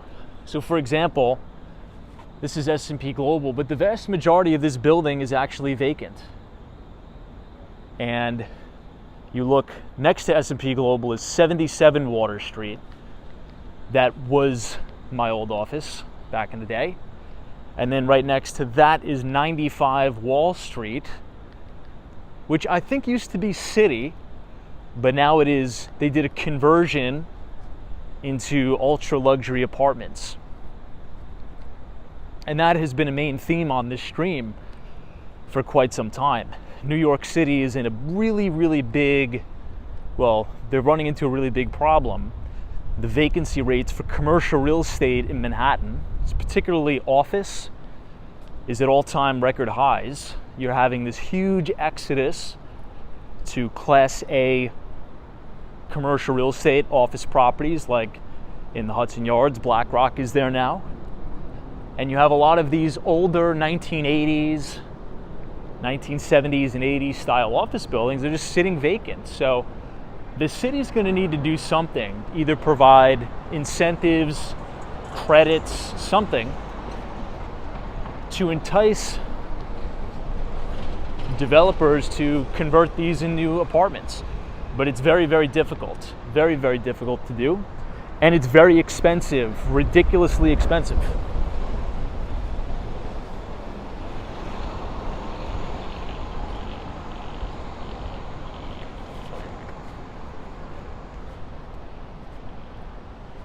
It's very quiet down here, isn't it?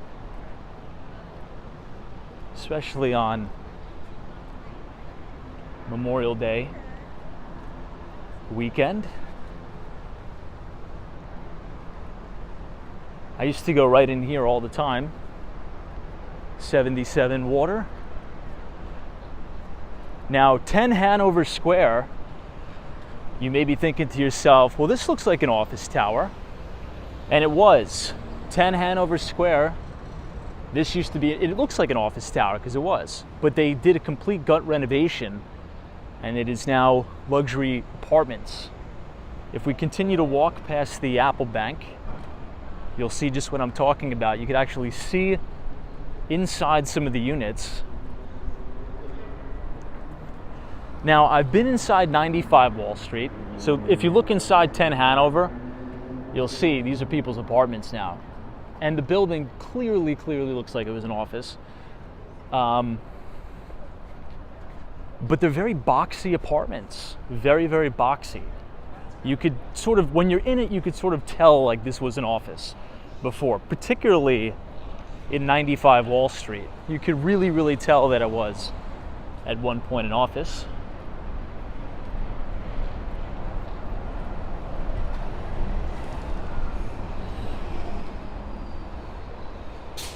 Hey, Annette says, can you please stop by Economics and Finance High School? It's at 100 Trinity Street, across the street from the North Tower. Maybe we'll have time to do that tonight. It's funny, I think we just passed by it at the very beginning of this live stream. Maybe we'll have time to do that tonight. My battery's running a little low.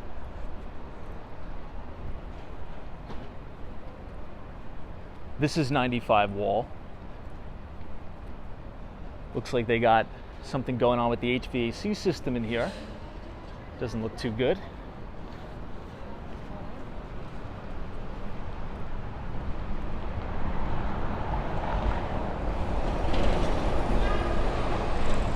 So here it is, 95 Wall. You could tell, look at what they did. Everything's brand new, everything looks really nice in here. You know, the inside of 95 Wall, the lobby, it kind of looks like the W Hotel in downtown Miami. Doesn't it? It kind of looks like the W in downtown Miami. So I've said this a million times, but we do have some new people. This building across the street is now the Wall Street Hotel. And this actually used to be an office building. It was my old office, 82 Wall Street. We were right next to the Deutsche Bank. And they did a complete gut renovation, and now this is a mix of residential and a luxurious hotel. And they did a really good job. I mean, this looked completely different from when I was down here. Where you see the Hyatt Centric, this actually used to be a little bit of a bodega right in here. Oh, I think this is actually luxury apartments, yeah. This trend is definitely going to continue. So now we are on Wall Street. We are walking up Wall Street.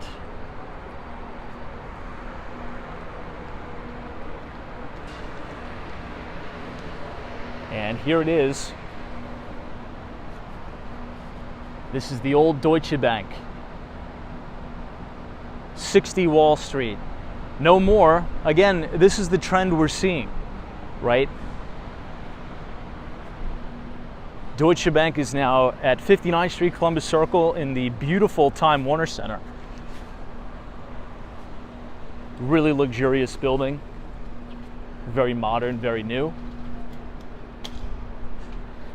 Now, I remember during lunch hour, I used to be able to walk down Wall Street and you'd see all the bankers from Deutsche Bank running about getting lunch. This neighborhood's probably a lot different now.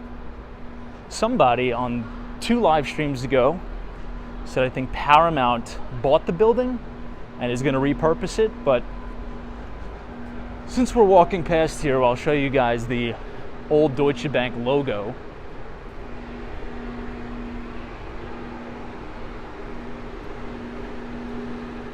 They took it down, but you could kind of still see it. Here it is.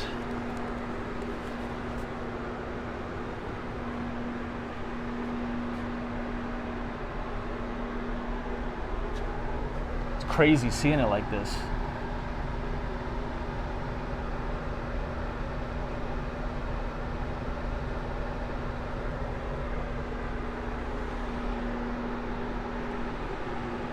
This would be a cool apartment building though. Has great views. And you're right on Wall Street. Now this is an atrium, and the atrium is still open. But after COVID, this thing is totally hollowed out. All the businesses in here were totally obliterated. There used to be a Starbucks coffee here. I used to go on my lunch break and get coffee. It used to be right here, and this one right here used to be a Starbucks. And there used to be all small businesses lined up all over here.